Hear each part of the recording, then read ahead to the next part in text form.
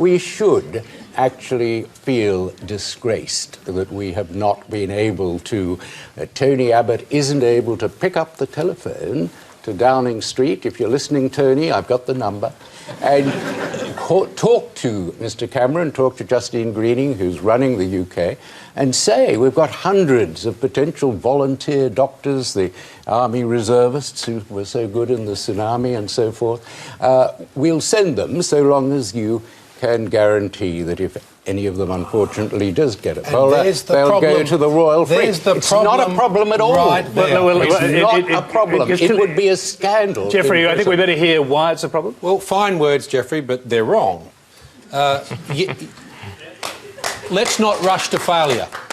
Let's not rush to failure. We are rushing to failure. We are absolutely rushing to failure. Or indeed Australian medical personnel into harm's way if I can't do two things: get you into medical care if you get in trouble and bring you home.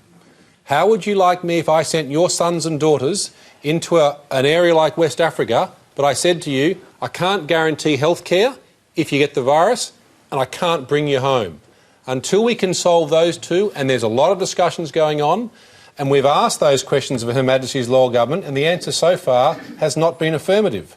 All of that negotiation's going on, but please don't rush to failure. Well, you've certainly not been rushing to anything. Yes, That's been we have. Actually, you have yes, not we been. Have. You have not been. Extraordinarily. You have been so slow to act on this. Slow to act on it. So, it is Catherine, disgraceful. How do I bring people back to It is inconceivable that the British government... You shouldn't bring people asked... back who catch the virus. A 30-hour flight would not be in their best medical interest, and no one has suggested that they should. OK, I'm just going to stop the...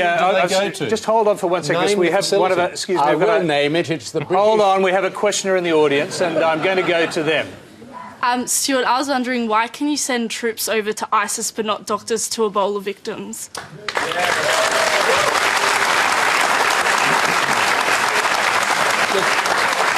Thanks for the question. The answer is quite simple. If any of my troops are injured, I know exactly which hospital they're going to, what care they're going to, and I can get them back. I can answer those two fundamental questions. And I'll answer the question for you on Ebola. It's 6.5 hours. I've flown it often from Sierra Leone to London, where the best Ebola treatment in the world at the Royal Free Hospital would be available. And if you asked at a top level and got a reply no, it would be a scandal in Britain that an Australian doctor working with a UK team would not be admitted for treatment. It is simply inconceivable, and you've got to do that. There will be a Geoffrey, can we just let Stuart Robert answer this? Let's what are you doing? Well, hang on. Let's just find out.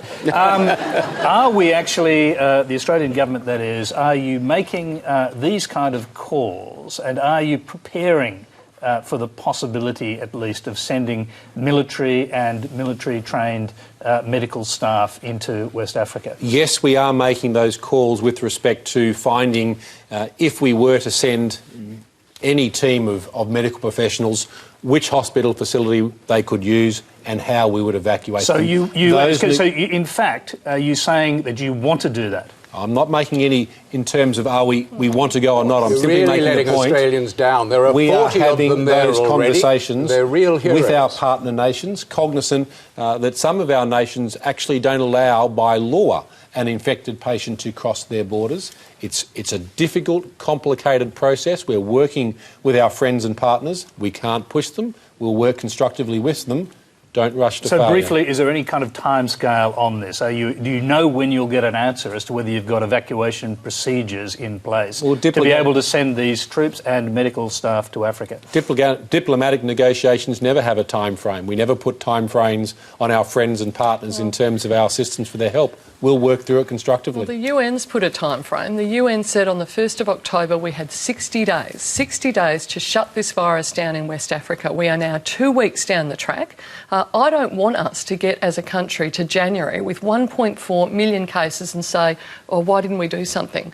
We absolutely have to do something, and this government has been very, very slow on this. If you were in government, if you were in government, would you do it without having in place the proper evacuation procedures? We would be absolutely working our guts out to make sure we did get those in Oh, place. so you're doing the same as we would. That is not what you've been doing. You do the same as we would. That's what you've said. That is not what you've been doing. Exactly the same as what we were doing. Have you? Thank you, Has Catherine. the Prime Minister spoken to a minister in the British government? Has Mr Abbott spoken to David Cameron? I'm not going to put words in the Prime Minister's mouth because I don't know what the Prime been Minister there. I mean, this is an or emergency. the Health Minister have been talking, but I guarantee those conversations have been had at the highest level. And Catherine, thank you for saying you do exactly what we would do, ma'am. The first time the Health Minister even got on a telephone conference with the Chief Medical Officers and the State Medical Officers was 10 days ago when it hit the media. 10 days ago.